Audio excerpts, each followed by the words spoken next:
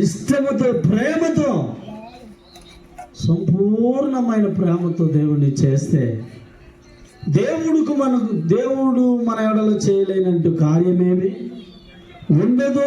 ఏం చేస్తాడో తెలియదు, నీ చరిత్ర మార్చేస్తాడు. ఏం చేస్తాడో తెలీదు, నీ చరిత్ర మార్చేస్తాడంతే. ఇది నేను నమ్మి అనుభవిస్తూ నా జీవన శైలిలో అనుభవిస్తూ నేను చెప్తున్న మాట. ఇష్టంగా ప్రేమతో ప్రైజ్ లార్డ్, హల్లెలూయా, అలా చేయాలని నేను కోరుకుంటున్నాను. నీ కుటుంబంలో మార్పులు, నీ జీవితంలో మార్పులు, నీ చేతి పనుల్లో మార్పులు, సమృద్ధి నువ్వు అనుభవిస్తావు.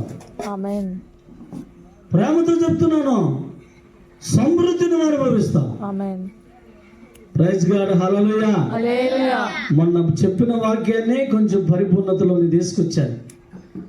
యాక్చువల్గా ఒక సబ్జెక్ట్ పెట్టానంటే 3 నెలలు 4 నెలలు ఒకే వేలో మనం వెళ్ళిపోతుంటాం. ప్రైజ్ లార్డ్, హల్లెలూయా. కాబట్టి బిడ్డలారా, దేవుని కనపరిచే విషయంలో పరిపూర్ణత ఉండాలి. నానా, పరిపూర్ణత ఉండాలి. ఇక అలా ఎప్పుడైతే నువ్వు చేస్తావో దేవుడు అంట, దావీదంట, దేవుడికి ఇచ్చే విషయంలో అరాకొర లేదు. ఇక తూచ చక్కము కానీ వెండి బంగారం ఇత్తడి ఇనుము అంటే తుయ్యటానికి ఎందుకు చూసేది, ఎందుకని నెట్టేశాను. దేవుని మందిరానికి ఆయన అలా చేశాడు కాబట్టి ప్రపంచ చక్రవర్తి అయిపోయాడు. ప్రపంచ చక్రవర్తి అయిపోయాడు. ఆయన చేసే విషయంలో ఆయన ఏది చేసినా దేవుడి కోసం అసలు సందేహం. అందుకని ఆయన చరిత్ర 2 సమూయేలు గ్రంథాలు, 2 రాజుల గ్రంథాలు, 2 దీనవృత్తాంతాల గ్రంథాలు, ఆయన కొడుకు 3 గ్రంథాలు రాశాడు. సొలొమోను సామెతలు, ప్రసంగి, పరమ. యేసుక్రీస్తు వారి లిస్టులో దావీదు హైలైట్.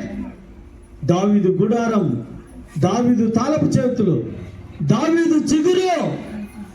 ఏమిటండి ఆ మనిషిని అంత హెచ్చించడానికి కారణం ఏంటి తెలుసా? అరాకొర భక్తి చేయడం.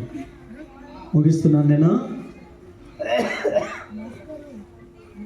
బిడ్డలారా, దేవుడు మనల్ని దీవిస్తాడు. హల్లెలూయా, హల్లెలూయా. నిండా మునిగి తెచ్చాలి లేదు ఉండదు. Praise lord.